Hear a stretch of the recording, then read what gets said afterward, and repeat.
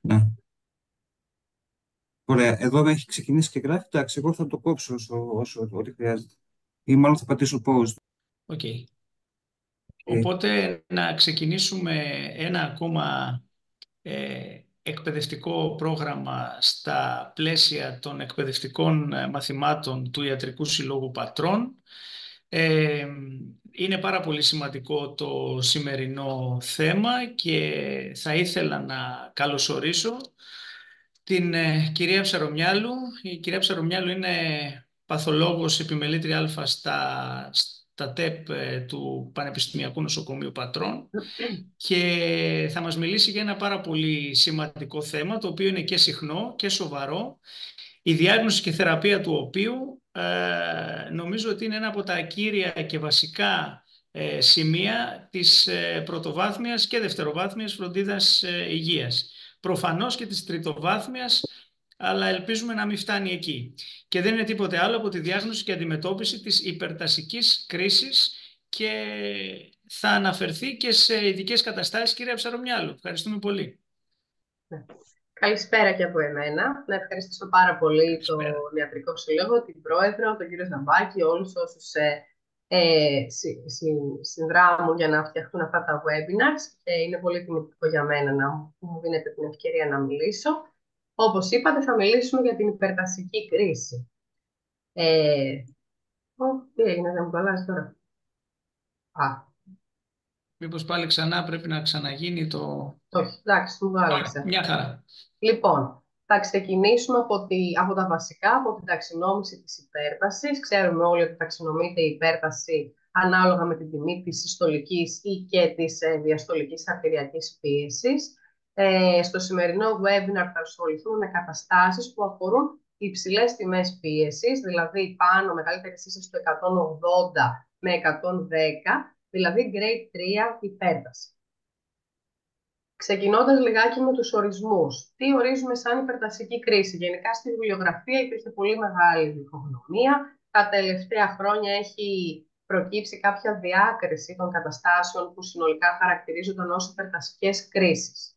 Η υπερτασική κρίση λοιπόν θα είναι μια κατάσταση που προφανώς θα έχουμε μια σοβαρή αύξηση της συστολικής ή και της διαστολικής αρτηριακής πίεσης, αλλά περαιτέρω διακρίνεται σε κατεπίγουσες καταστάσεις, δηλαδή στα λεγόμενα hypertensive emergencies, και σε επίγουσες καταστάσεις, στα λεγόμενα hypertensive urgencies.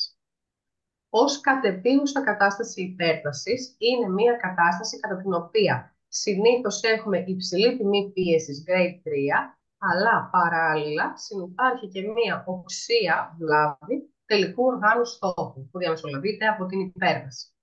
Αυτή λοιπόν είναι μια δυνητικά απειλητική κατάσταση για τη ζωή. Απαιτείται μια άμεση παρέμβαση για τη μείωση της πίεσης, συνήθως με ενδοχλέδια αγωγή, και προφανώς αυτοί οι ασθενείς θα χρειαστεί να αντιμετωπιστούν εντός νοσοκομείου και ιδανικά σε μονάδες αυξημένης φροντίδας.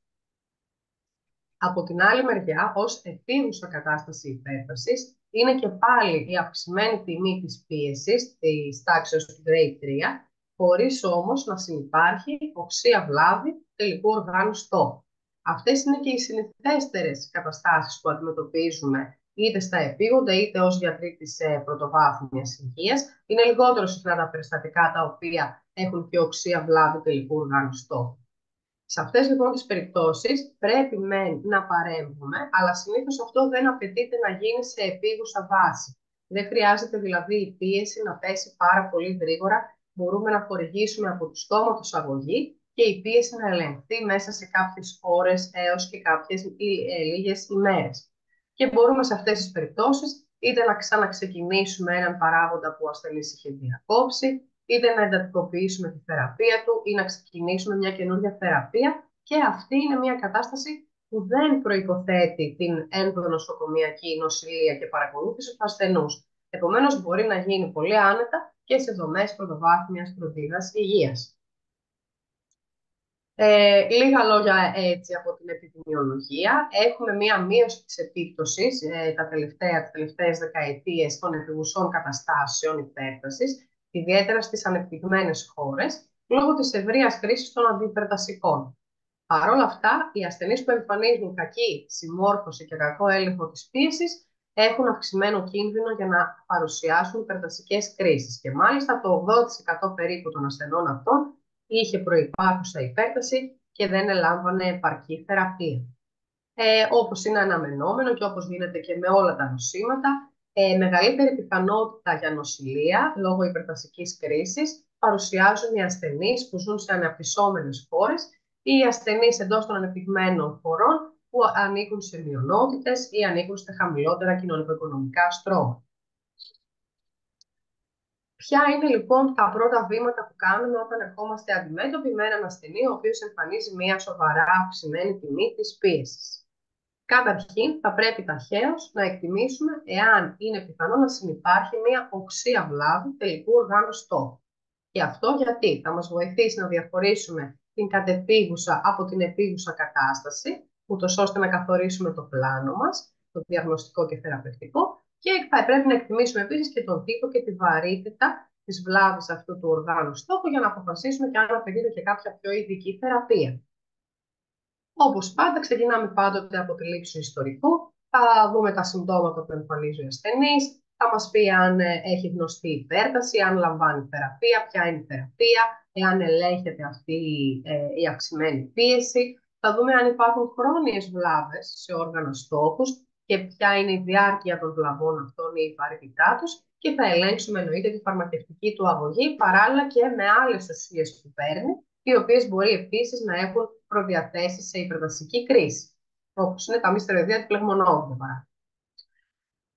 Θα χρειαστεί αρχικά να κάνουμε επαναλαμβανόμενες μετρήσεις της πίεσης, γιατί λόγω της γνωστής ύπαρξης της white coat υπέρτασης, μπορεί ένας ασθενής στην πρώτη του επαφή με μια δομή υγείας όντως να εμφανίσει μια υψηλή τιμή πίεσης, η οποία μετά από λίγη ώρα να πέσει. Και καλό είναι να γίνεται μέτρηση αρχικά και στους δύο βραχίονες, γιατί ξέρουμε ότι μπορεί να υπάρχουν αλλαγές μεταξύ των δύο μετρήσεων. Θα ακολουθήσει εννοείται φυσική εξέταση όλων των συστημάτων με επικέντρωση στο κυκλοφορικό, το αγκιακό, το νευρικό και τα οπτικά πεδία. Τώρα, θα πω λίγα πράγματα για τις βλάβες σε όργανα στόχους για να ξέρουμε περίπου τι ψάχνουμε σε αυτές τις περιπτώσεις. Όσον αφορά την καρδιά, η υπέρταση μπορεί να οδηγήσει σε αλλαγές δομικές και λειτουργικές, οι οποίες με τη σειρά τους οδηγούν σε κλινικά σύνδρομα ή σε νοσήματα, όπως είναι η κολυμπική μαγνητική, η καρδιακή ανεπάρκεια, η στεφανία νόσος, ο ευνίδιος θάνατος κτλ. Αυτό που ψάχνουμε εμείς σε πρώτη φάση, κατά την αρχική μας εξέταση, είναι μέσω του καρδιογραφήματος για ηλεκτροκαρδιογραφικές αλλοιώσεις που είναι ενδεικτικές υπερτροφίας της αριστερής κοιλίας. Αυτές οι αλλοιώσεις, έτσι να υπενθυμίσω, αφορούν σε βαθιά κύματα S στις V1 και V2 και υψηλά κύματα R στις αριστερές προκάρδιες, σε συνδυασμό ορισμένες φορές με ανεστραμμένα TAF και μια ήπια διεύρυνση του QRS. Τώρα, όσον αφορά τον έλεγχο των βλαβών στις αρτηρίες, αυτό συνήθως είναι δύσκολο να το κάνουμε κατά την αρχική μας διάγνωση, γιατί απαιτείται λίγο πιο εξειδικευμένος έλεγχος. Τον αναφέρω μόνο και μόνο για να ξέρουμε τι θα συστήσουμε σε έναν ασθενή που βλέπουμε στο ιατρείο και πρόκειται να λάβει εξιτήριο για να κάνει σαν περαιτέρω έλεγχο για το follow-up. Αυτό δεν θα το κάνουμε ποτέ σε επίγουσα βάση. Και αυτό είναι ένας έλεγχος καροτίδων. Είναι το Pulse Wave Velocity, που αποτελεί μια πολύ καλή μέθοδο για την εκτίμηση της περιφερικής αρτηριοπάθειας. Και μια εξέταση που μπορούμε να κάνουμε είναι ο σφυροβραχιόνιος δείκτης, δηλαδή οι μετρήσεις της πίεσης στους βραχίονες και στα σφυρά. Οπότε, ανάλογα με τον λόγο που βγαίνει, μπορεί να έχουμε τιμές ενδεικτικές για περιφερική αρτηριακή νόσο των κάτω άκρων, οπότε και η ασθενής αυτή είναι και αυξημένου καρδιακιακού κινδύνου. Όσον αφορά την βλάβη των νεφρών, αυτή ελέγχεται με την νεφρική λειτουργία, τη τιμή της κρεατινίνης και καλύτερα τη μέτρηση του EGFR, που κάτω από 60 είναι ενδεικτικό βλάβης των νεφρών. Καθώς επίσης μια πολύ καλή εξέταση είναι σε τυχαίο δείγμα ούρων η μέτρηση του λόγου αλβουμίνης προς κρεατινίνη στα ούρα, όπου εάν είναι πάνω του 30 mg ανά γραμμάριο, είναι και αυτό ενδεικτικό πρωτεϊνουρίας, άρα βλάβης των νεφρών λόγω της υπέρτασης. Κάτι που συνήθως παραλείπουμε, το οποίο όμως είναι πάρα πολύ βασικό στην διαγνωστική προσέγγιση των ασθενών αυτών, είναι η εξέταση των οφθαλμών για έλεγχο άμφιβλης φρουροπάθειας. Θα πρέπει λοιπόν να γίνεται βυθοσκόπηση και ιδιαίτερα όταν έχουμε κατεπίγουσα κατάσταση υπέρτασης ή έχουμε υποψία για κακοήθεια υπέρταση και τα ευρήματα που μπορεί να έχουμε είναι αιμορραγίες, σκληρά ή βαμβακόμορφα εξυδρώματα, μικροανεβρίσματα είτε είδημα οπτικής φυλής. Όσον αφορά τον εγκέφαλο, μπορεί να έχουμε εμφάνιση κάποιου οξέως συμβάντος, όπως είναι ένα ισχαιμικό ή αιμορραγικό εγκεφαλικό επεισόδιο, αλλά οι ασθενείς μπορεί να έχουν μια χρόνια ολιγοσυμπτωματική ή ασυμπτωματική βλάβη που οδηγεί σε έκπτωση των νοσιακών λειτουργιών και άνοια. Αυτά φαίνονται στη στάδιο 2 και φλέρα ακολουθίες σε μαγνητική εγκεφάλου. Εδώ σε αυτό το πίνακα παρατίθεται τα βασικά κριτήρια που ορίζεται η βλάβη των οργάνων στόχων. Είναι πάνω κάτω αυτά που είπαμε. Όσον αφορά το καρδιογράφημα, λοιπόν, τα ενδεικτικά σημεία με βάση τα κριτήρια Sokolow of Lyon για την υπερτροφία της αριστερής κοιλίας. Επιπλέον ευρήματα παίρνουμε και από τον υπέρηχο καρδιάς. Η νεφρική λειτουργία όπως προανέφερα, για να μην κουράζω. Ο έλεγχος με το pulse wave velocity για τα αγεία και ο έλεγχος των καροτίδων. Και από εκεί και πέρα και η εξέταση του οφθαλμού. Τώρα, τι άλλες εξετάσεις πρέπει να κάνουμε όταν έχουμε μια επίγουσα ή κατεπίγουσα κατάσταση υπέρτασης. Όπως είπαμε μέχρι στιγμής, βυθοσκόπηση, πολύ βασική εξέταση που σχεδόν πάντοτε παραλείπτεται, δυστυχώς. Ένα καρδιογράφημα 12 απαγωγών και από τον αιματολογικό έλεγχο θέλουμε να δούμε μια γενική αίματος, ψάχνουμε να βρούμε για θρομβοπενία, ψάχνουμε για άλλα σημεία μικροαγγειοπάθειας και αιμόλυσης. Μπορεί να χρειαστεί να δούμε ένα επίθυσμα περιφερικού αίματος για διαταραχές πήξης και εννοείται φυσικά την νεφρική λειτουργία μαζί με τους ηλεκτρολίτες κτλ. Γενική ούρον εφόσον υπάρχει δυνατότητα και τον λόγο της αλβουμίνης προς κρεατινίνης ούρον και επίσης δεν πρέπει ποτέ να παραλείπουμε τεστ κοίησεως σε γυναίκες αναπαραγωγικής ηλικίας και να διαγνώσουμε και σύνδρομα που σχετίζονται με την υπέρταση, όπως είναι η μεθνικοίηση, όπως είναι η προεκλαμψία. Πιο ειδικές εξετάσεις, τώρα που θα κάνουμε και αυτό εξαρτάται και από τα συμπτώματα με τα οποία εμφανίζεται ο ασθενής, μπορεί να είναι έλεγχος καρδιακών ενζύμων, τροπονίνη, προ-BNP, μια ακτινογραφία ή υπερηχογράφημα θώρακα για να δούμε για το αν υπάρχει πνευμονική συμφόρηση, υπέρηχος καρδιάς, αξονικός έλεγχος, π.χ. αξονική αγγιογραφία θωρακικής αορτής, εάν υπάρχει υποψία για αορτικό διαχωρισμό, αξονική εγκεφάλου, υπέρηχος νεφρών κτλ. Πότε θα πρέπει να παραπέμψουμε έναν ασθενή με υπερτασική κρίση σε ειδικό γιατρό που ασχολείται με την υπέρταση ή στο νοσοκομείο, όταν θα έχουμε υποψία για δευτεροπαθή υπέρταση, ιδιαίτερα σε νέους ασθενείς, όταν θα έχουμε έναν ασθενή που εμφανίζει ευνίδια έναρξη υπέρτασης ή μια ευνίδια επιδείνωση μιας προϋπάρχουσας καλά ρυθμισμένης πίεσης, ασθενείς που έχουν ανθεκτική υπέρταση, δηλαδή υπέρταση που δεν ελέγχεται με τριπλή αντιπερτασική αγωγή, όταν απαιτείται περαιτέρω έλεγχος και εκτίμηση από ειδικό γιατρό για βλάβες τελικού οργάνου στόχου και όταν έχουμε, όπως είπαμε μέχρι στιγμής εννοείται, μια κατεπίγουσα κατάσταση υπέρτασης. Η υποψία για δευτεροπαθή υπέρταση έχουμε σε νέους ασθενείς, όπως είπαμε, ή σε αυτούς που επιδεινώνονται ευνηδίως ενώ πριν ελέγχονταν καλά, ή σε αυτούς που εμφανίζουν, όπως είπαμε, μια αληθώς κακοήθεια υπέρταση, σε ασθενείς που εμφανίζονται σαν πρωτοδιάγνωση ιδιαίτερα ως υπερτασική κρίση, η σοβαρή κακοήθης υπέρταση, εάν έχουμε στοιχεία για εκτεταμένη βλάβη τελικού οργάνου και συνήθως όταν αυτό είναι και δυσανάλογο σε σχέση με τη διάρκεια και τις τιμές, τις υψηλές τιμές της πίεσης και επίσης όταν έχουμε κλινικά ή εργαστηριακά ευρήματα τα οποία μας θέτουν υποψία για ενδοκρινικά αίτια, για νεφραγιακά αίτια, υπέρτασης, για αποφρακτική υπνική άπνοια κτλ. Καθώς επίσης και σε έγκυες γυναίκες με υψηλή τιμή πίεσης άνω από 160 με 110. Τα συνηθέστερα αίτια στους νεαρούς ενήλικες της δευτεροπαθούς υπέρτασης είναι αίτια που σχετίζονται με τους νεφρούς, είτε από παρενώσεις του παρεγχήματος, είτε από νεφραγιακά νοσήματα, καθώς επίσης και τα ενδοκρινολογικά νοσήματα, νόσο σύνδρομο Cushing, θεοχρωμοκύττωμα κτλ. Τώρα, ποιες είναι οι καταστάσεις που συνήθως το αντιμετωπίζουμε ως κατεπίγουσες, ως hypertensive emergencies. Μπορεί να έχουμε ένα οξύ αγγειακό εγκεφαλικό επεισόδιο, ισχαιμικό ή αιμορραγικό, το οποίο να συνδυάζεται με υψηλές τιμές πίεσης. Είτε μπορεί να έχουμε ένα οξύ αορτικό σύνδρομο. Μπορεί να έχουμε ένα οξύ στεφανιαίο σύνδρομο ή μια οξύ καρδιακή ανεπάρκεια, εμφάνιση πνευμονικού ειδήματος ή νεφρική ανεπάρκεια. Άλλη περίπτωση είναι να έχουμε μια κρίση θεοχρωμοκυτώματος ή να έχουμε υπερτασική κρίση από εξωγενή χορήγηση συμπαθομιμητικών φαρμάκων, όπως είναι η κατάχρηση, περιπτώσεις κατάχρησης ναρκωτικών. Και επίσης την εγκυμοσύνη, κάποιες σοβαρές μορφές υπέρτασης, όπως είναι η προεκλαμψία και το σύνδρομο HELLP. Η κακοήθηση υπέρταση μπορεί να συνοδεύεται από θρομβωτική μικροαγγειοπάθεια, από διάχυτη ενδαγγειακή πήξη, νεφρική ανεπάρκεια, ευρήματα στην ενδοσκόπηση, οξεία καρδιακή ανεπάρκεια και υπερτασική εγκεφαλοπάθεια. Η υπερτασική εγκεφαλοπάθεια δηλαδή είναι μια κατάσταση με νευρολογικά συμπτώματα όπως είναι η θυμηλία, ο λίθαρχος, οι σπασμοί. Συνήθως όμως δεν υπάρχουν εστιακά νευρολογικά σημεία και συμπτώματα, οπότε σε αυτές τις περιπτώσεις θα πρέπει να υποψιαστούμε ένα αγγειακό εγκεφαλικό επεισόδιο. Το συνηθέστερο, το χαρακτηριστικό μάλλον στο παθολογικό έβριμα, στην κακοήθη υπέρταση, είναι η ινδοειδής νέκρωση των μικρών αρτηριών του εγκεφάλου, του αμφιλιστροειδούς και των νεφρών.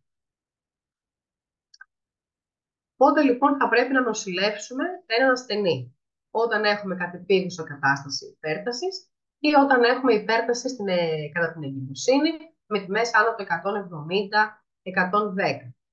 Θα πρέπει να ελέγξουμε ποια όργανα, αν και εφόσον έχουν επηρεαστεί, και θα πρέπει να δούμε αν χρειάζεται και κάποια ειδική παρέμβαση. Για παράδειγμα, αν έχουμε και έναν οξύ αορτικό διαφορισμό, ο ασθενής ενδεχομένως να χρειάζεται χειρουργείο ή τοποθέτηση στέντ. Κοιτάζουμε επίσης προδιαθυσικούς παράγοντες που μπορεί να έχουν προκαλέσει αυτή την κατάσταση, οι οποίοι θα πρέπει επίσης να ελεγχθούν. Όλα αυτά θα μας καθορίσουν το χρονοδιάγραμμα για τη μείωση της πίεσης, καθώς και την τιμή της πίεσης στόχου που θέλουμε να επιτύχουμε. Και αυτό θα μας οδηγήσει και στην επιλογή της κατάλληλης φαρμακευτικής θεραπείας. Τώρα, παρότι οι κατεπίγουσες κατάστασεις υπέρτασης αφορούν την ενδονοσοκομιακή αντιμετώπιση, θα πούμε κάποια πράγματα για τη θεραπεία τους, γιατί είναι καταστάσεις που είναι απειλητικές για τη ζωή και μπορεί όλοι να έρθουν αντιμέτωποι με αυτή την κατάσταση, ακόμα και σε μια δομή πρωτοβάθμιας φροντίδας υγείας. Επομένως, μέχρι να διακομιστεί ο ασθενής στο νοσοκομείο, θα πρέπει να ξεκινήσει άμεσα κάποια φαρμακευτική αγωγή. Αυτή λοιπόν η θεραπεία θα πρέπει να είναι ενδοφλέβεια, με σκευάσματα τα οποία είναι με βραχία διάρκεια δράσης και κάνουμε μια προσεκτική τιτλοποίηση. Η γενική αρχή είναι start low, go slow και ξεκινάμε δηλαδή και τιτλοποιούμε ανά μερικά λεπτά μέχρι να φτάσουμε στο επιθυμητό αποτέλεσμα. Και εννοείται ότι τουλάχιστον ένα monitoring ρυθμού και πίεσεως θα πρέπει να υπάρχει στον ασθενή. Τώρα, οι καταστάσεις που απαιτούν άμεσα μείωση της πίεσης είναι η κακοήθηση υπέρταση, που θέλουμε μέσα σε μερικές ώρες να επιτύχουμε μια μείωση κατά 20 με 25% της μέσης αρτηριακής πίεσης, η υπερτασική εγκεφαλοπάθεια, που χρειαζόμαστε άμεση μείωση της πίεσης, της μέσης αρτηριακής πίεσης κατά 20 με 25%, τα οξέα στεφανία σύνδρομα, το οξύ καρδιογενές πνευμονικό είδημα, ο οξύς αορτικός διαχωρισμός και η εκλαμψία ή η σοβαρή προεκλαμψία συμπλήν σύνδρομο HELLP. Σε αυτές τις περιπτώσεις πρέπει άμεσα να πέσει η πίεση. Τώρα, ποια είναι τα όρια? Ποικίλουν ανάλογα με την κατάσταση. Για παράδειγμα, στα οξέα στεφανία πρέπει να είναι κάτω από 140. Στον αορτικό διαχωρισμό έχουμε ακόμα χαμηλότερα όρια για να προλάβουμε την επέκταση του διαχωρισμού και την ισχυμία των οργάνων. Δηλαδή, πρέπει να είναι κάτω από 120 και κάτω από 160 παράλληλα και οι σφίξεις. Στην προεκλαμψία και στην εκλαμψία κάτω από 160 με 105. Τα φάρμακα που συχνότερα χρησιμοποιούνται είναι η β-αναστολής. Από αυτούς είναι προτιμότερη πλέον η λαβετανόλη, που είναι ένας μη καρδιοεκλεκτικός β-ανταγωνιστής. Και χρησιμοποιούνται επίσης και αναστολής διάβλων ασβεστίου. Στην Ελλάδα όχι τόσο συχνά, γιατί λείπουν κάποια από αυτά τα σκευάσματα. Το νητροπροσικό και η νητρογλυκερίνη. Την νητρογλυκερίνη την προτιμάμε συνήθως σε οξύ πνευμονικό είδημα, που δεν μπορούμε να βάλουμε β-μπλόκερ, και στα οξέα στεφανία, γιατί παρέχει και ανακουφιστική δράση και για το σύνδρομο. Καθώς επίσης και σε συνδυασμό με εσμολόλη ή κάποιο άλλο β' αποκλειστή, στον οξύ αορτικό διαχωρισμό. Στην εκλαμψία και τη σοβαρή προεκλαμψία δεν πρέπει να ξεχνάμε και τη συγχορήγηση του θηϊκού μαγνησίου και επίσης να παραπέμπουμε και για το κετό που είναι και η οριστική θεραπεία των συνδρόμων αυτών. Τώρα εδώ δεν θα επεκταθώ πολύ. Σας έχω τα πιο βασικά, ας πούμε, φάρμακα που χρησιμοποιούνται. Είναι η εσμολόλη, που έχει μια πολύ ταχεία έναρξη δράσης και μικρή διάρκεια δράσης. Είναι η λαβεταλόλη, όπως είπαμε, που συνήθως μπορούμε να τη δώσουμε και σε δόσεις μπόλους, 10-20 μιλιγκράμμ και στη συνέχεια τυπλοποιούμε κατά 20-40 μιλιγκράμμ, κάτι το οποίο μπορούμε να κάνουμε κάθε 3 με 5 λεπτά. Και η νητρογλυκερίνη που επίσης γνωρίζουμε, που και αυτή έχει μια ταχεία έναρξη δράσης με βραχία διάρκεια δράσης. Τώρα, περνώντας στις επίγουσες καταστάσεις υπέρτασης, είπαμε ήδη ότι συνήθως δεν απαιτείται νοσηλεία σε αυτές τις περιπτώσεις, επαρκούν τα από του στόματος αντιυπερτασικά. Ο στόχος μας είναι να μειωθεί η πίεση κατά 25% την πρώτη ώρα, στη συνέχεια μέσα στις επόμενες λίγες ώρες να φτάσουμε στο 160 με 100 και σταδιακά εντός 48 ώρων να επιτευχθεί μια φυσιολογική τιμή πίεσης. Μπορούμε να ξαναξεκινήσουμε μια παλιότερη αγωγή που έχει διακοπεί ή να ξεκινήσουμε κάποιο καινούργιο φάρμακο. Σε ασθενείς που δεν έχουν γνωστή υπέρταση, είναι προτιμότεροι οι διδροπυριδίνες από τους αναστολείς διάβλωνας βεστίου, γιατί δεν παρεμβαίνουν και στο διαγνωστικό workup που μπορεί να χρειαστεί για αίτια δευτεροπαθούς υπέρτασης. Παρακολουθούμε για λίγες ώρες τον ασθενή πριν λάβει εξιτήριο και, πολύ πολύ βασικό, του δίνουμε πολύ σαφείς οδηγίες για τον έλεγχο που πρέπει να κάνει και για παρακολούθηση σε τακτική βάση και ανατακτά χρονικά διαστήματα. Τώρα, στις περιπτώσεις που έχουμε grade 3 υπέρταση, όπως είναι οι καταστάσεις για τις οποίες συζητάμε σήμερα, προφανώς και δεν επαρκεί μόνο να συστήσουμε τροποποίηση των παραγόντων κινδύνου, δηλαδή διακοπή καπνίσματος, απώλεια βάρους κτλ., αλλά θα πρέπει εξ αρχής να ξεκινήσουμε και θεραπεία. Τα συχνότερα χρησιμοποιούμενα φάρμακα, οι κατηγορίες που χρησιμοποιούνται δηλαδή συχνότερα, είναι τα φάρμακα του άξονα, η αναστολή ΣΜΕΑ ή αγιοτενσική και η υποδοχεία της αγιοτενσίνης 2, η αναστολή στον διάβλωνα ασβεστίου, τα διουρητικά και τα β' blockers. Οι οδηγίες πλέον συστήνουν τη χορήγηση κατά προτίμηση ενός σκευάσματος που μπορεί να έχει διπλό ή τριπλό παράγοντα, και κατά προτίμηση να δίνεται μόνο μία φορά την ημέρα, συνήθως το πρωί, ούτως ώστε να επιτυγχάνεται καλύτερη συμμόρφωση των ασθενών και άρα καλύτερος έλεγχος της υπέρτασης. Άρα λοιπόν συνήθως ξεκινάμε με διπλό συνδυασμό ενός φαρμάκου του άξονα σε συνδυασμό με αναστολέα διάβλωνα ασβεστίου ή διουρητικό, και στα 2 τρίτα των περιπτώσεων οι ασθενείς θα ελεγχθούν με αυτή την θεραπεία. Επίσης, αυξάνουμε στην πλήρη δόση που μπορεί να ανεχθεί ο ασθενής. Δεν βάζουμε δηλαδή χαμηλές δόσεις πολλών φαρμάκων. Σαν δεύτερο βήμα μπορούμε να προσθέσουμε το ένα από τα 2 φάρμακα που είχαμε αφήσει εκτός στην πρώτη μας επιλογή, εάν ο ασθενής δεν ελέγχεται. Και συνήθως στο 90% των περιπτώσεων επιτυγχάνεται έλεγχος. Ένα μικρό ποσοστό των ασθενών που δεν ελέγχεται και εφόσον έχουμε επιβεβαιώσει ότι λαμβάνουν σωστά τη θεραπεία τους, λέμε ότι έχουν αληθώς ανθεκτική υπέρταση και θα πρέπει να γίνει περαιτέρω έλεγχος και να παραπεμφθούν σε ειδικό. Θα αναφερθούμε τώρα σε κάποιες από τις ειδικές καταστάσεις που σχετίζονται με την υπέρταση. Πρώτη και καλύτερη είναι η κοίηση. Μία έγκυος ασθενής μπορεί να έχει προϋπάρχουσα υπέρταση, δηλαδή μία υπέρταση που έχει εμφανιστεί είτε πριν από την εγκυμοσύνη είτε πριν τις 20 εβδομάδες της εγκυμοσύνης. Έχουμε την υπέρταση της κοίησης που εμφανίζεται μετά τις 20 εβδομάδες και υφθύεται μέχρι 42 μέρες μετά το τοκετό. Σε αυτή περιλαμβάνεται και η προεκκλαμψία. Μπορεί να έχουμε συνδυασμό των 2 καταστάσεων και υπάρχει και η προγεννητική υπέρταση που ήταν αταξινόμητη και ταξινομείται δηλαδή μετά την εγκυμοσύνη. Στην προεκλαμψία, είπαμε, θα έχουμε υπέρταση άνω των 20, σε έγκυες άνω των 20 εβδομάδων και μπορεί να συνυπάρχει ένα ή περισσότερα από τα παρακάτω. Πρωτεϊνουρία, όπως βλέπουμε, δηλαδή δεν είναι απαραίτητη προϋπόθεση, όπως λέγαμε παλιά, να υπάρχει πρωτεϊνουρία. Μπορεί να υπάρχει δυσλειτουργία κάποιου άλλου οργάνου της μητέρας. Μπορεί να έχουμε οξεία νεφρική βλάβη με κρεατινίνη ορού πάνω από 1 μιλιγκράμμ, υπατική συμμετοχή με αύξηση των τρανσαμινωσών, νευρολογικές εκπλοκές, αιματολογικές εκπλοκές, σημεία θρομβωτικής μικροαγκιοπάθειας με εμβόλυση και μπορεί να έχουμε και μητροπλακουδιακή δυσλειτουργία, δηλαδή να έχουμε τα IUGR, περιορισμό της ανάπτυξης του εμβρίου, ενδομήτριο θάνατο κτλ.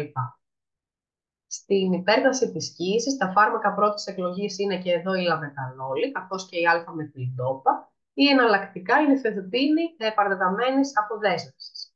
Προφανώς και αντενδείκνυται λόγω τερατογένεσης η αναστολή ΜΕΑ και η υποδοχή της αγκιοτενσίνης 2.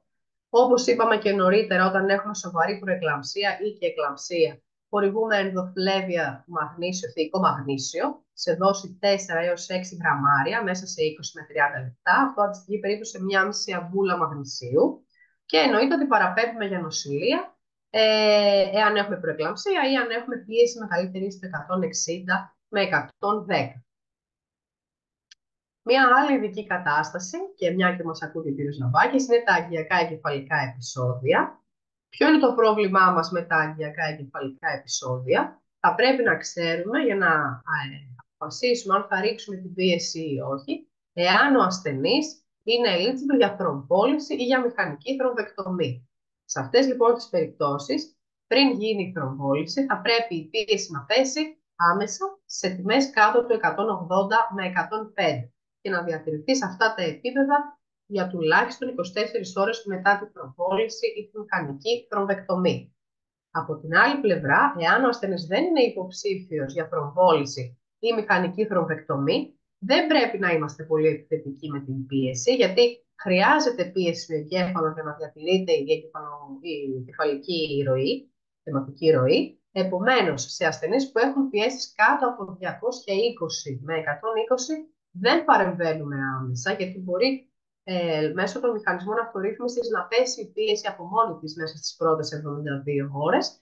Εάν όμως έχουμε ασθενείς που έχουν άνω από 220 με 120, μπορούμε να χορηγήσουμε παράγοντες ενδοφλέβιους, ούτως ώστε να μειώσουμε κατά ένα ποσοστό μικρό όμως, της τάξης του περίπου 15% μέσα στο πρώτο 24ωρο. Δηλαδή, ένας ασθενής που έχει 240 πίεση, δεν θέλουμε μέσα σε 2 ώρες να έχει πάει 150, γιατί αυτό θα βλάψει τον εγκέφαλο. Θέλουμε να έχει μια πιο σταδιακή μείωση της πίεσης. Όπως το προαναφέραμε, ειδικές καταστάσεις είναι και ο αορτικός διαφορισμός ή το ανέβημα της κοιλιακής αορτής. Και στις δύο περιπτώσεις η υπέρταση αποτελεί ούτως ή άλλως ένα πολύ σημαντικό παράγοντα κινδύνου. Σε αυτές τις περιπτώσεις χρειάζεται άμεσα, όπως είπαμε, να πέσει η πίεση σε τιμές κάτω από 130, 120 με 80 mm στήλη σιδεραργύρου. Και θα πρέπει επίσης και σε αυτούς τους ασθενείς να δίνεται και οδηγία για ρύθμιση της χρονίως αυξημένης πίεσης σύμφωνα με τις προτινόμενες τιμές στόχους, χωρίς να υπάρχει προτίμηση σε κάποιο φάρμακο. Άλλη μια κατάσταση ειδική που τη βλέπουμε πάρα πολύ συχνά τα τελευταία χρόνια λόγω της χείρανσης του πληθυσμού, της αύξησης των κακοηθειών και της έναρξης πολλών καινούριων θεραπείων, που δεν είναι πλέον μόνο χημειοθεραπευτικά σκευάσματα, αλλά μπορεί να είναι βιολογικοί παράγοντες, μπορεί να είναι νοσολογικοί παράγοντες κτλ. Είναι η υπέρταση που προκαλείται από συγκεκριμένες θεραπείες, όπως είναι τα VEGF ανάλογα, τα πλατινούχα κτλ. Εντάξει, δεν υπάρχει σαφής αντένδειξη για να ξεκινήσει κανείς χημειοθεραπεία εάν έχει αριθμιστική πίεση, αλλά οι οδηγίες λένε ότι καλό είναι να γίνει μια σχετικά σύντομη ρύθμιση της πίεσης, σε περίπτωση που δεν ελέγχεται, με την έναρξη της αντικαρκινικής θεραπείας. Καλό είναι επίσης να έχουμε κατά νου ότι σε έναν ασθενή που παίρνει χρονίως αντιπερτασικά και εμφανίζει καρκίνο που θα ξεκινήσει κάποια θεραπεία, καλό είναι να τροποποιήσουμε λίγο την αγωγή του και να αποφεύγουμε τα θειαζιδικά διουρητικά. Και αυτό διότι προκαλείται υπερασβεστιαιμία, που ούτως ή άλλως μπορεί να εμφανιστεί σε κάποιες περιπτώσεις κακοηθειών. Ρίχνουν επίσης το κάλιο και έχουμε υποκαλλιεμίες με αποτέλεσμα την παράταση του ΤΤ, που σε συνδυασμό και με τις χημειοθεραπείες μπορεί να οδηγήσει σε αρρυθμίες και επίσης μπορεί να επιδεινώσουν την αμυδάτωση και να ρίξουν περαιτέρω το νάτριο και να επιδεινώσουν μια ήδη υπάρχουσα υπονατριεμία λόγω της κακοήθειας. Οπότε σε αυτούς τους ασθενείς είναι προτιμότερο να χορηγούμε αμπλοδιπίνη, δηλαδή θηροπυρηδίνες, ή καταστολής του άξου. Πολύ πολύ βασικό για να έχουμε όλο και λιγότερα περιστατικά με υπερτασικές κρίσεις είναι να πετύχουμε τους θεραπευτικούς στόχους. Σαν γιατροί και της πρωτοβάθμιας, εννοείται και της δευτεροβάθμιας και της τριτοβάθμιας φροντίδας υγείας. Κάτι που έχει φανεί τα τελευταία χρόνια ότι είναι πάρα πολύ σημαντικό είναι η προσέγγιση με βάση τον ασθενή, με επικέντρωση δηλαδή στον ασθενή. Έχει παρατηρηθεί ότι όταν υπάρχει ενδυνάμωση, όταν υπάρχει, συμμετοχή του ασθενού στη διαγνωστική και θεραπευτική διεργασία, αυτό φαίνεται ότι οδηγεί και σε καλύτερα αποτελέσματα όσον αφορά την επίτευξη των θεραπευτικών στόχων. Επίσης, είναι πολύ σημαντικό να υπάρχουν οργανωμένες δομές και εδώ φαίνεται και ο πολύ σημαντικός ρόλος της πρωτοβάθμιας φροντίδας υγείας και ιδιαίτερα των γενικών και οικογενειακών γιατρών που σηκώνουν το βάρος όλων αυτών των ασθενών, ιδιαίτερα για τα μη μεταδιδόμενα νοσήματα όπως είναι η υπέρκαση, ο διαβήτης κτλ. Επομένως, θα πρέπει να προβλέπετε αυτές οι δομές να είναι καλά οργανωμένες, να υπάρχει επαρκές προσωπικό, να αφιερώνεται ο χρόνος ικανός στην επίσκεψη του ασθενούς, ώστε να δίνονται σαφείς οδηγίες, καλές οδηγίες και να συστήνεται τακτική παρακολούθηση και να μπορούν οι ίδιοι γιατροί που ξέρουν τα περιστατικά να τα βλέπουν, να τα ξαναβλέπουν, να τροποποιούν τη θεραπεία του όποτε χρειάζεται, ούτως ώστε μακροχρόνια να έχουν καλύτερα αποτελέσματα αυτοί οι ασθενείς. Επίσης, θα μπορούσαν να βοηθήσουν σε αυτούς τους στόχους και άλλες ομάδες επαγγελματιών υγείας, όπως είναι νοσηλευτικό προσωπικό, κοινωνικά ιατρεία, φαρμακοποιοί κτλ. Πολύ συχνά οι ασθενείς ξέρουμε ότι καταφεύγουν στους φαρμακοποιούς για να μετρήσουν την πίεσή τους, για να ζητήσουν διάφορες συμβουλές. Επομένως, θα μπορούσε να υπάρχει ένα καλά οργανωμένο δίκτυο που θα συνεργάζονται όλοι αυτοί οι επαγγελματίες υγείας με στόχο τα καλύτερα αποτελέσματα. Συνοψίζοντας λοιπόν και κλείνω, για τη σωστή θεραπεία της υπέρτασης χρειάζεται σωστή θεραπεία της υπέρτασης και η επαρκής παρακολούθηση βελτιώνουν την επίπτωση των υπερτασικών κρίσεων. Έχουμε κατά νου ότι ως κατεπίγουσα κατάσταση υπέρτασης είναι η συνύπαρξη με οξία βλάβη τελικού οργάνου στόχου. Από την άλλη μεριά είπαμε ότι η επίγουσα κατάσταση της υπέρτασης, όπου δηλαδή δεν υπάρχει βλάβη σε όργανο στόχο, δεν χρειάζεται νοσοκομιακή αντιμετώπιση και παρακολούθηση και μπορεί να γίνει πολύ καλά και σε δομές πρωτοβάθμιας φροντίδας υγείας. Εάν χρειαστεί να χορηγήσουμε μέχρι τη διακομιδή του ασθενού ενδοκλέβιο σκεύασμα, ξεκινάμε αργά και τυπλοποιούμε αναλόγως. Συνήθως προτιμάμε τα β-blockers και την νητρογλυκερίνη.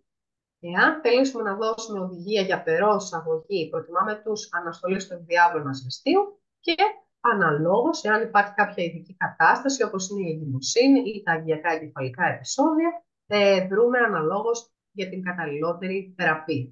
Αυτές είναι οι πηγές. Σας ευχαριστώ πάρα πολύ και είμαι διαθέσιμη για ερωτήσεις.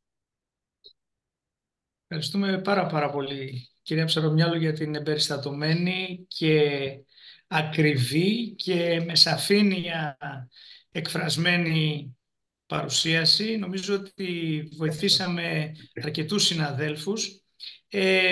Εγώ θα είχα έτσι μία πολύ γρήγορη ερώτηση, Παύλα, μια ανακεφαλαίωση.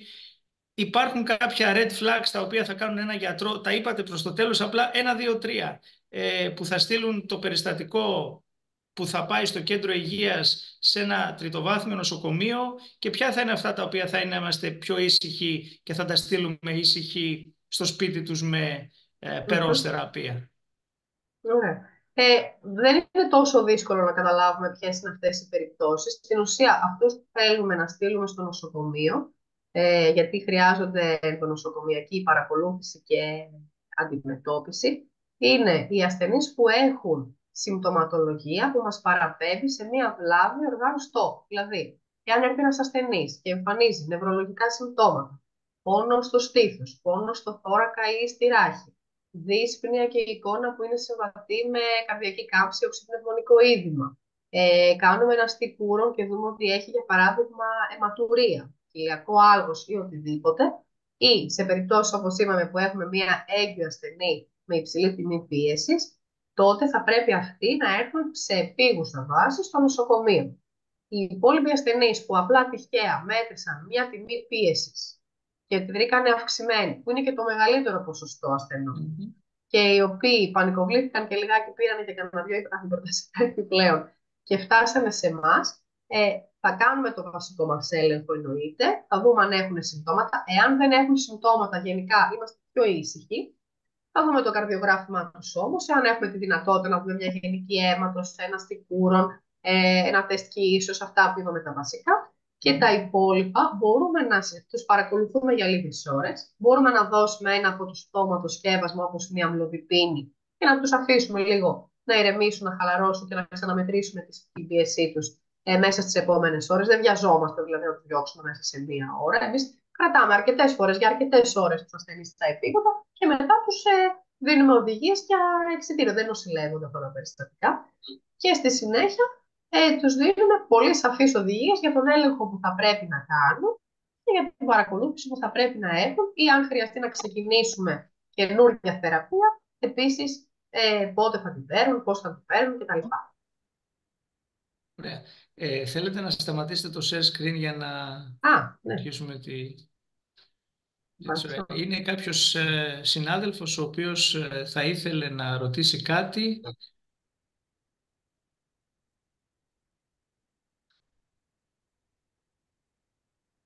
Ήσασταν σαφέστατοι.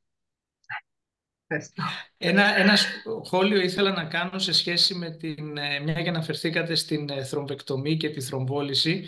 Πολύ μεγάλη σημασία επίσης έχει η ρύθμιση της πίεσης μετά την μηχανική θρομβεκτομή.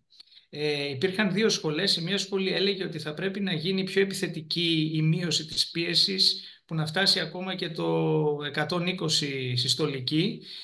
Φαίνεται όμως ότι η σχολή, η οποία μάλλον αυτή τη στιγμή έχει τα καλύτερα αποτελέσματα σε μια τυχεοποιημένη μελέτη, είναι αυτή που λέει αυτό που είπατε και εσείς, ότι ακόμα και μετά τη θρομβεκτομή δεν θέλουμε να πέσει πολύ η πίεση, θέλουμε την πίεση μεταξύ 180 και 130.